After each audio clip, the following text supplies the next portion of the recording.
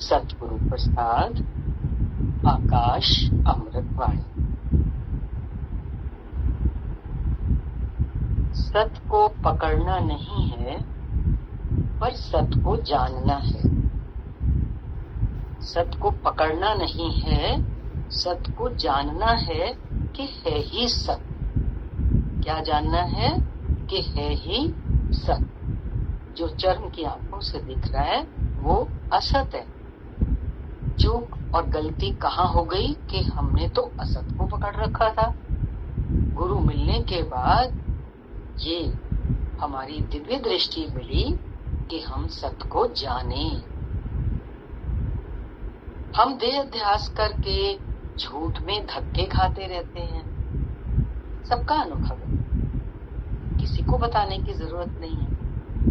सारी जिंदगी इंसान क्या करता है? बुरा तो नहीं लग रहा जब ये कह रहे हैं कि धक्के खाते रहते हैं। अपना अपना सबका अनुभव। जगत में भी धक्के खाते रहते हैं। क्या है जगत के धक्के? कि जगत का दुख सुख भासता है। तो अब देखना ये है कि ये क्यों भासता है। क्यों भासता है? क्योंकि हम असत में पड़े हैं। कोई कुएं में पड़ा हो तो उसको कुएं की दीवारें ही उतना ही नजर आए, कुएं के बाहर उसको नजर नहीं आएगा। कुएं का मेंढक है ना, वो नहीं जानता कि समुद्र कितना बड़ा होता है। वो समझता है बस जलाशय तो इतना ही है जिसमें है, क्योंकि वह अंधकार है। हमारी भी वही हाल है। हमें जगत का दुख सुख भासता है तो क्यों भासता है? क्योंकि हम असत में पड़े हैं और सत की कीमत नहीं करते हैं। अंधकार में है, प्रकाश दिख ही नहीं रहा। उस कुएं के मेंढक का क्या दोष? उसने कभी प्रकाश देखा ही नहीं। हम जीवों का क्या दोष? हमने कभी जाना ही नहीं प्रकाश क्या है। हमने तो बस संसार को ही जाना, संसार के धक्के ही खाते रहे अनंत जन्मों से। उस अंधकार में अज्ञान में ही जीते रहे। तो हमारा क्या दोष है? हमें जब मशाल लेके गुरु प्रकाश रूप जब गुरु मिलते हैं तब जीवन रोशन होता है। तब समझ में आता है कि मैं अंधेरे में हूं। बूंद को सागर सत लगता है। बूंद कहती है सागर को तू महान है। हम जीव भाव में होते हैं, जब हमें गुरु मिलते हैं तो क्या लगता है? गुरु महान है। क्यों? वो प्रकाश ही प्रकाश है, ज्योति ज्योत है। ऐसे ही बूंद भी क्या कहती है सागर को जब इतना विशाल रूप देखती है जल का कि तू तो महान है। लेकिन सागर बदले में क्या उत्तर दे रहा है? पगली तुअर में पानी ही तो है। सागर ने बूंद को क्या कहा? तुअर में अलग नहीं है, क्योंकि तेरा और मेरा स्वरूप एक है। वो स्वरूप क्या है? जल है। ऐसे ही हम अपने को जीव समझ के बैठे हैं। मैं तो जीव, मैं तो बंदा, बंदा तो फिर गंदा। ना, हम गंदे नहीं हैं, सिर्फ हम भूल गए हैं अपने उस अमूलक रत्न को जो हमारे साथ साथ है। वो ईश्वर का अंश। पर ईश ही तो जीव बना। किसने धारण किया इस शरीर को? उस परमात्मा ने, ईश्वर। तो वही तो जीव बन गया। जीव बन कब गया? देखो, जब शरीर से जुड़ के वो बाहर की तरफ उसकी दृष्टि बहक गई और वो वहीं खो गया। खोने से तात्पर्य है कि उसने जो बाहर दिख रहा था उसको सत सत का टीका लगा दिया और अपना जो सत स्वरूप था वो फिर भूलता ही चला गया, भूलता ही चला गया। और इतनी पार, हद पार कर गया कि अब उसे कुछ दिखाई नहीं पड़ता। ये तो बड़े भाग मानुष जन्म पाया और उससे भी बड़े भाग के गुरु मिला। धन्य हो गए। और गुरु मिलने के बाद जो ये गुरुवाणी मिलती है ये हमें अमृतत्व प्रदान करती है। परमात्मा से अलग समझते हैं तभी कहते हैं मेरे को दुख सुख लगता है।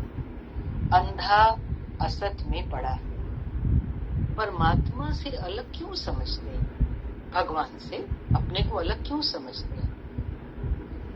बिना अनुभव के ज्ञान में वाद विवाद ही हो। हम परमात्मा से अपने आप को अलग इसलिए समझ रहे हैं कि कितना भी हम पुरुषार्थ कर लेते हैं, कितना भी हम ज्ञान सुन लेते हैं, लेकिन जब तक हमको अनुभव नहीं होता है ना। आज बड़ी अच्छी वो लाइन, मुझे हमेशा ही बहुत अच्छा लगता है वो भाव, मेरे किए कुछ ना बनेगा, है ना। वो भजन में आया था कि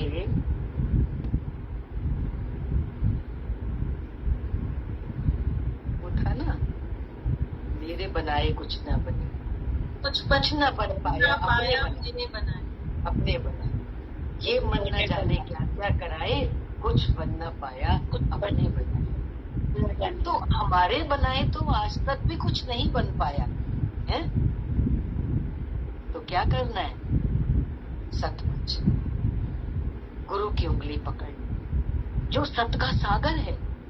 सागर महान है, बूंद बोल रही है, और जिस वक्त वो सागर से मिल जाएगी तो वो भी सागर हो जाएगी। तभी सागर कह रहा, पगली तुअर में तो एक है। तो गुरु मिलते हैं तो गुरु यही तो कहता है, जो आत्मा में वही आत्मा। तो तू अपने को जीव समझ के बैठा है। क्यों जीव समझ के बैठा है? क्योंकि तूने असत को, असत माना जगत को, सत कर लिया।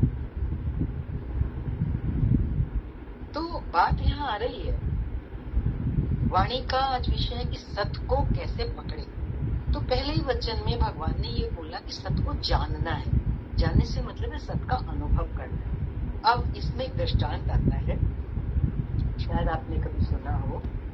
एक हाथी था, तो 4 अंधे वहां खड़े थे। तो किसी ने बोला हाथी हाथी, तो उनमें से किसी ने कहा हाथी हाथी क्या होता है? तो वो तो अंधे थे, तो उन्होंने कहा तुम छू के देखो। तो उन्होंने हाथी को हाथ लगाया। जिसने हाथी की पूंछ पकड़ी उसने कहा रस्सी जैसा है। जिसने हाथी की सूंड पकड़ी उसने अपना अनुभव बोला, कुछ लंबा सा, ऊपर से मोटा, नीचे से पतला, कोई खंबा सा। खंबा उसने, जिसने तीसरे ने पैरों को पकड़ा उसने कहा बहुत बड़ा खंबा सा।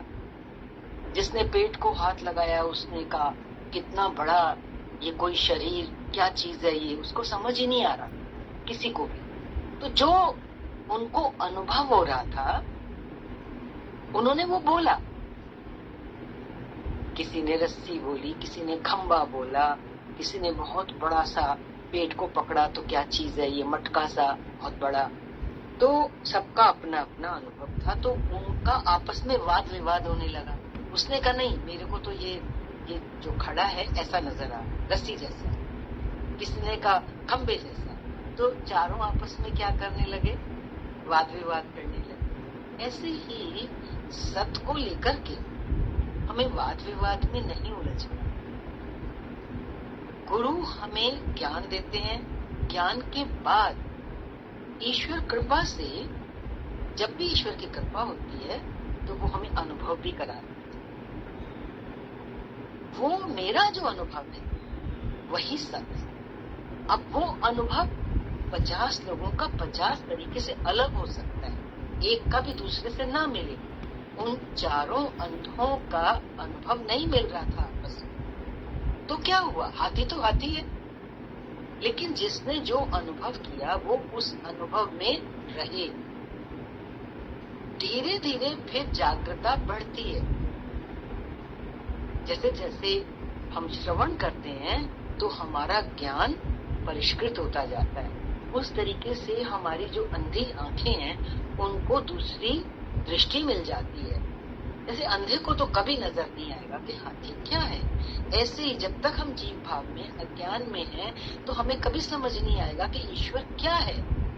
लेकिन गुरु का ज्ञान सुनते सुनते सुनते सुनते हमारी अंदर इतना अंतःकरण शुद्ध हो जाता है कि अपने आप ही अंदर एहसास होता है कि ईश्वर क्या। फिर हम बाहर किसी से नहीं पूछते, हमारा अनुभव हमारे साथ होता है। तो मेन बात ये कही थी भगवान ने कि तुम्हें अनुभव करना है।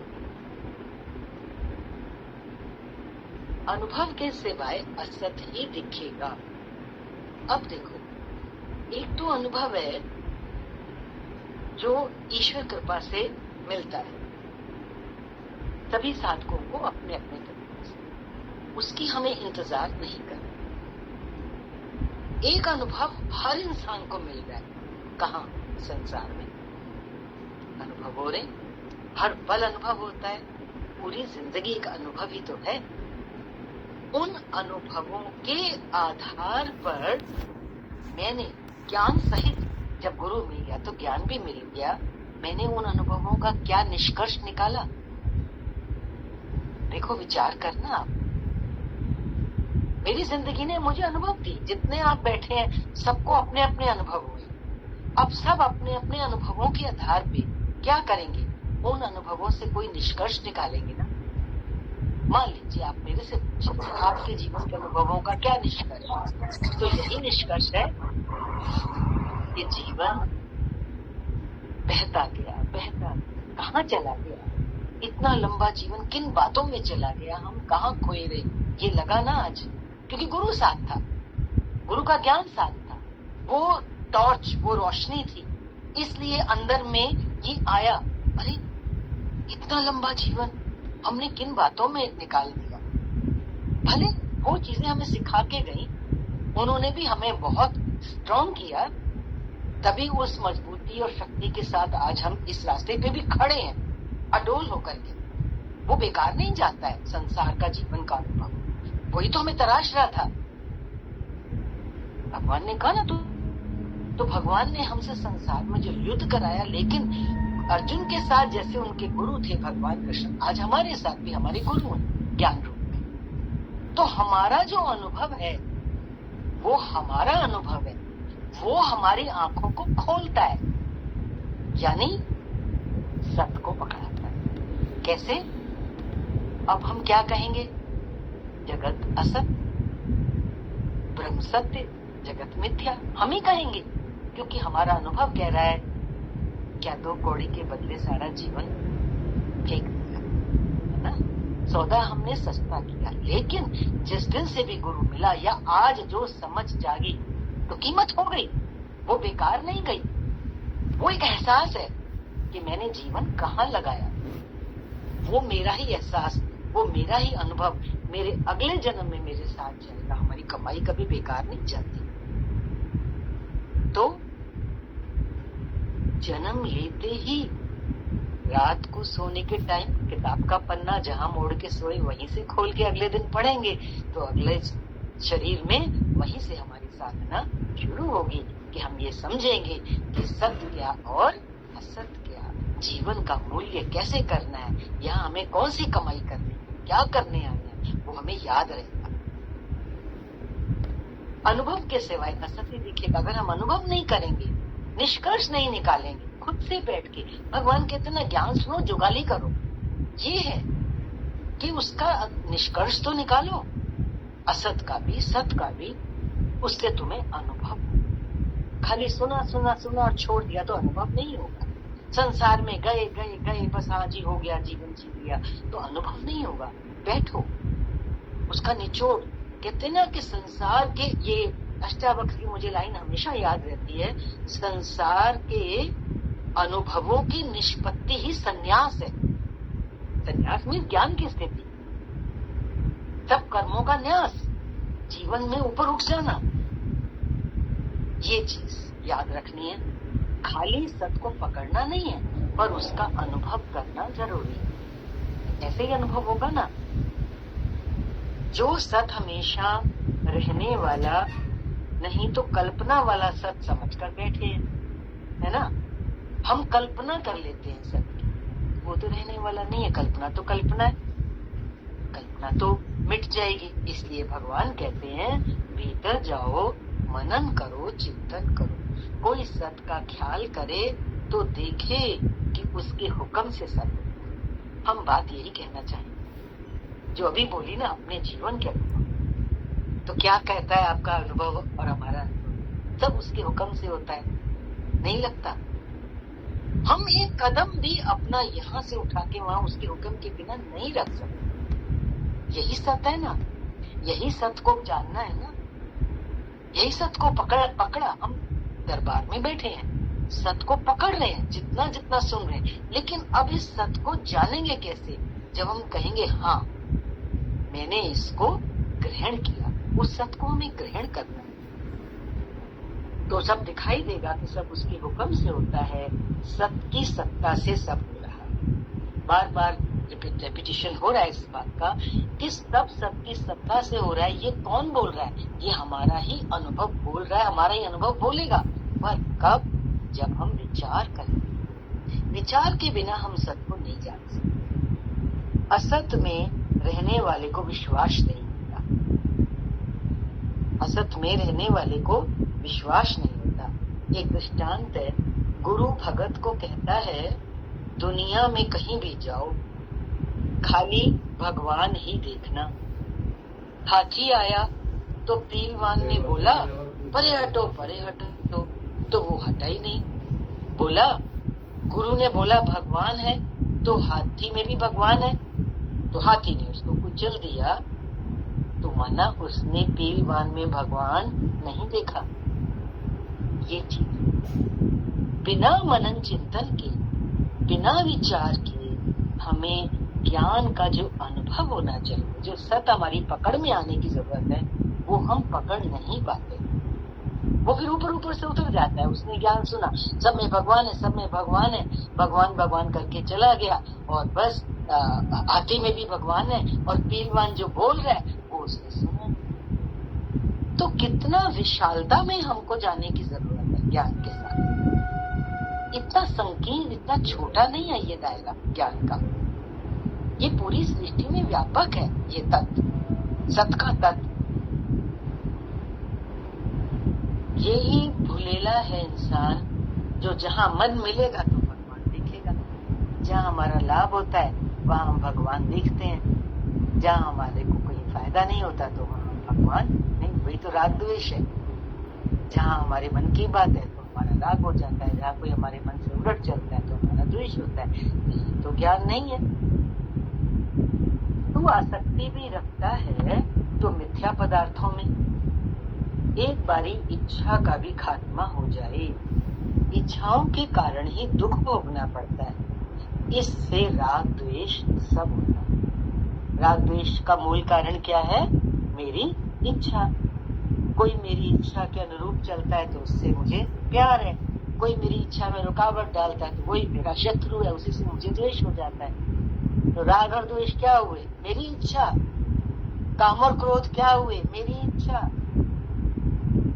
काम और क्रोध राग और द्वेष के दूसरे रूप है।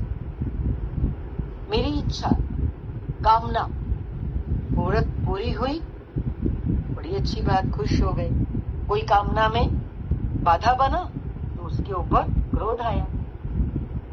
काम और क्रोध, इस राग द्वेष से सब होता है। यही तो असत है। वाणी चल रही है ना कि हम असत में बैठे हैं, हम असत से ऊपर हों तभी हमारी सत पकड़ में आएगा। तो कैसे? राग द्वेष से सब होता है, तो विकारों से छूटने के लिए इच्छा का ही खात्मा कर दो, इच्छा का ही खात्मा करो।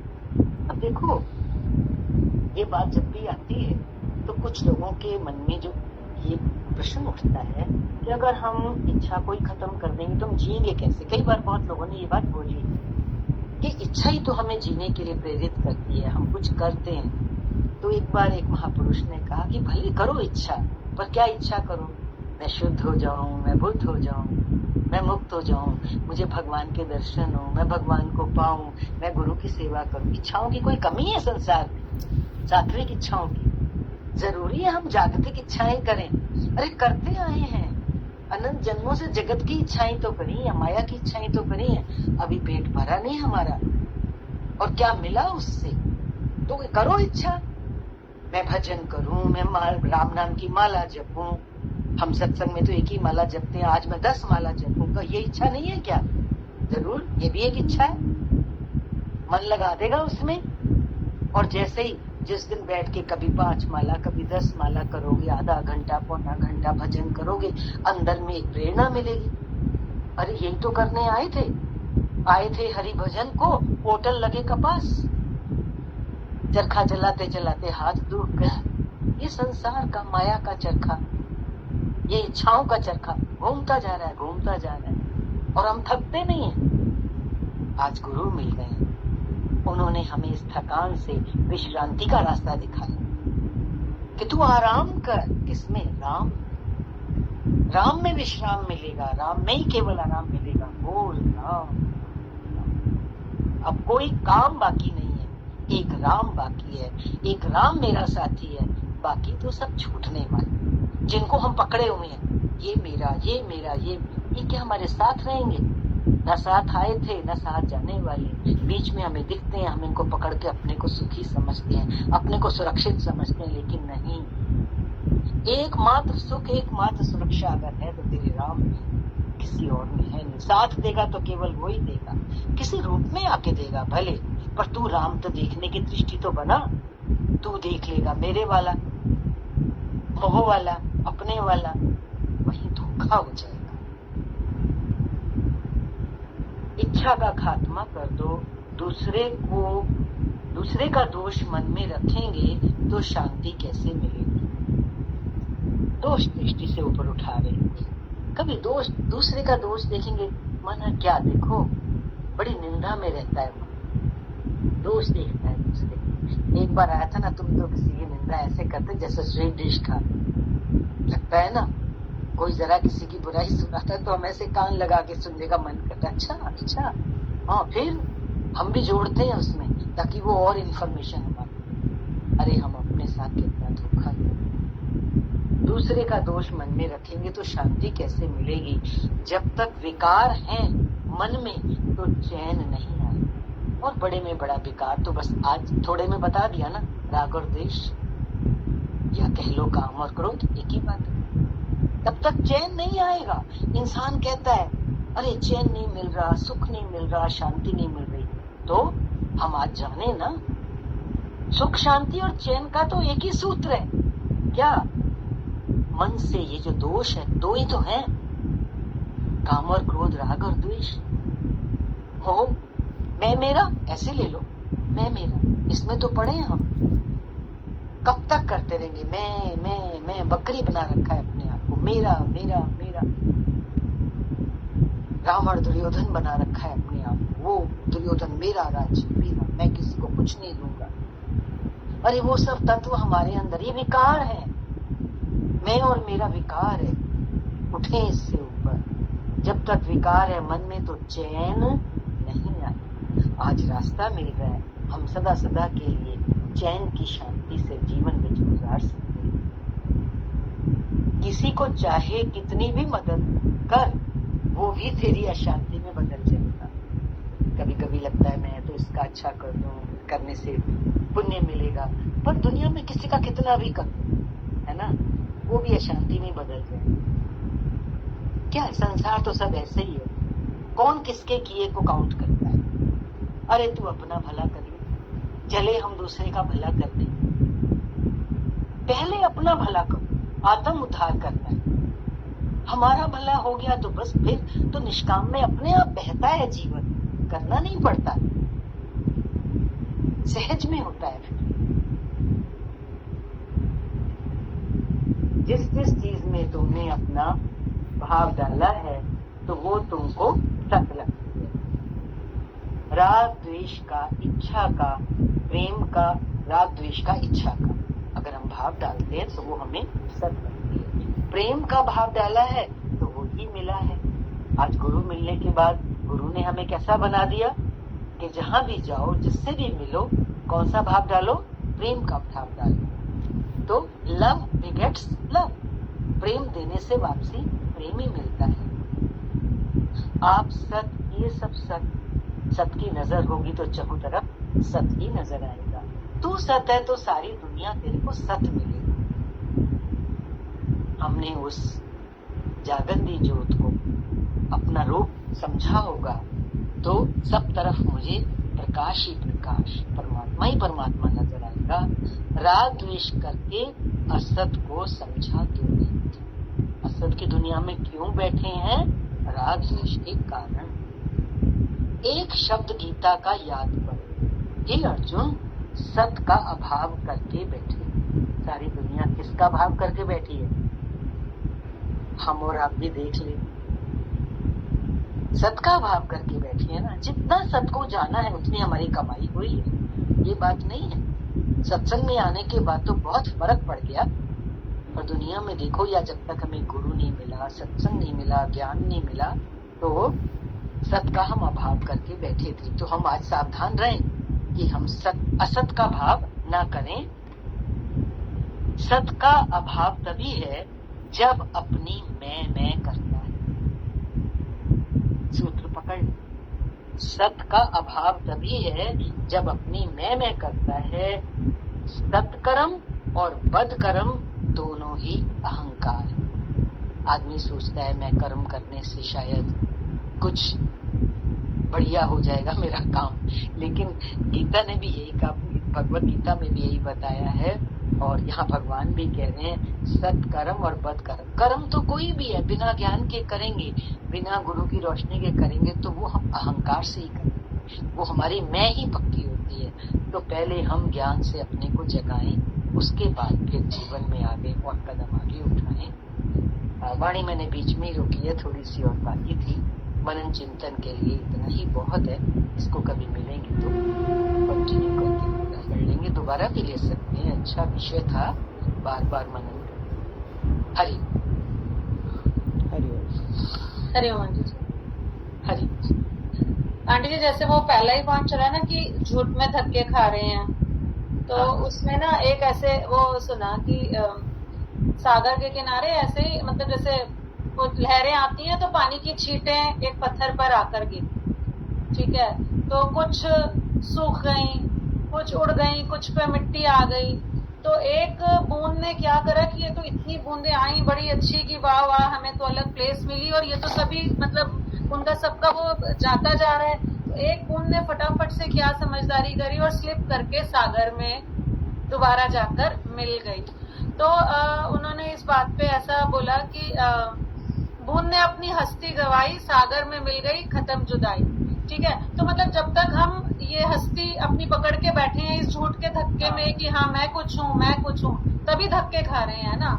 एक्चुअली इस झूठ को पकड़ के बैठे हैं कि ये असत में बैठे हैं कि मैं शरीर हूँ, ठीक है, तो यही सबसे बड़ा ही असत्य है जीवन का, और तभी धक्के खा रहे हैं। अगर उस एक और फाइनल गोल क्या है जिस तक हमें पहुंचना है कि उस परमात्मा में समाना है, तो जब वो मान जाएंगे कि मैं और मेरा परमात्मा मुझसे जुदा नहीं है, हम एक हैं, तो वो जो कंफ्यूजन, जो लाइफ में धक्के चल रहे हैं, इधर उधर भटक रहे हैं हम, वो सब खत्म हो जाएंगे। बिल्कुल। सत का भाव करने के लिए हमको और असत का हम अभाव करें, ये अभ्यास, ये प्रैक्टिस हमें करें। और लोग बोले शेयर करें।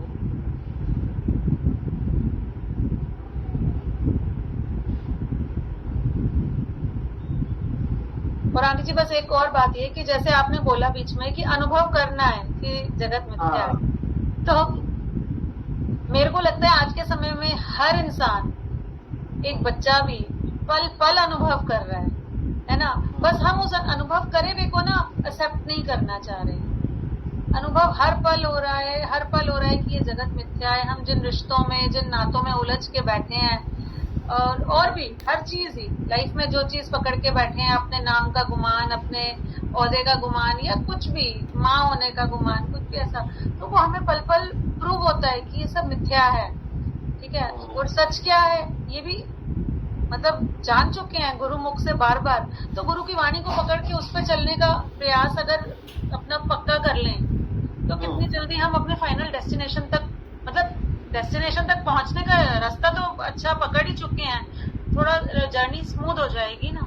वो जो धक्के हैं, जो झूल रहे हैं, उससे बच जाएंगे। थोड़ा अभ्यास को बढ़ाने की जरूरत है, आप ये कहना चाहते हैं। थोड़ा मनन चिंतन बढ़ाएं, क्योंकि जितना जितना मनन होता है ना, तो ये इस मन का नाश होता है। बात तो आई थी ना कि मन को ही हमें जीतना है, मन ही तो हमें बाहर लेके जाता है। तो मन पे हम तभी शासन कर पाएंगे जब हम सत का चिंतन करेंगे, तो सत का भाव हो जाएगा। जितना जितना हम अंदर डूबे, गुरु के वचनों का विचार करें। हाँ, जल्दी जल्दी कैमरा ऑन करो, समय वेस्ट नहीं करना है, एक दूसरे का इंतजार नहीं करो। किसी को छोटा भी भाव है आधी लाइन भी बोलने का, एक शब्द भी बोलने का, तो कैमरा ऑन करो। आज तो कैमरा तो सबका ऑन है, माइक ऑन करो।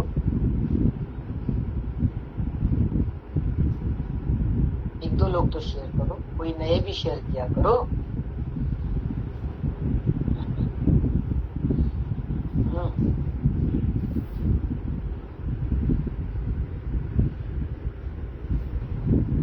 क्या करें फिर, आगे बढ़े। कोई भी अपना माइक ऑन नहीं कर रहा है। हरिओम आंटी जी। हाँ मोनिका, हरी।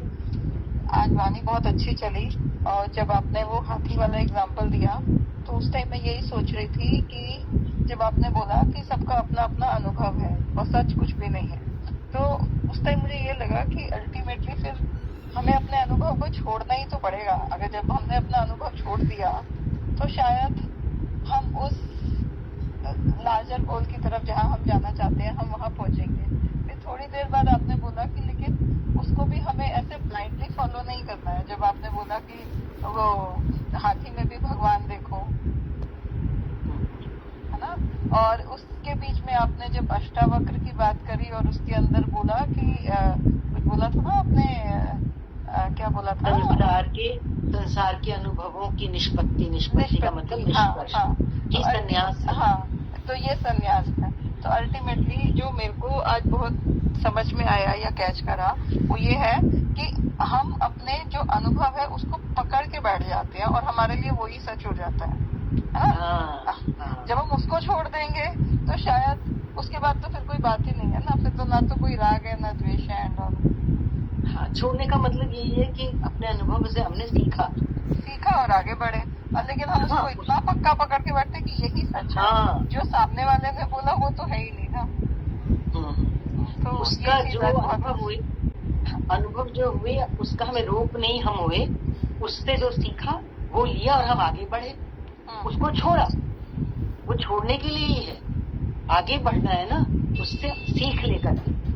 सारी जिंदगी हमें सिखाती है, कहते ना हमारी पूरी जिंदगी अनुभव की किताब है। इस जिंदगी की किताब के पन्ने खोल के देखो तो बहुत ज्ञान मिलता है हमारे को। वेरिफिकेशन होता है, जो हम सत्संग में सुनते हैं उसका वेरिफिकेशन भी कर सकते हैं हम उससे, अपने जीवन के अनुभवों से, कि ज्ञान ठीक तो कह रहा है इस बात को, कि इसमें भी क्या, इसमें भी क्या, इसमें भी क्या। बहुत सही है। जो भी अच्छे समझ में आती है बात उसको कैच करके उसमें अपनी स्थिति बनानी है हमारे को, कि ये चीज ने मुझे ऊपर उठाया, हम उठ जाते हैं। हाँ, और कौन बोल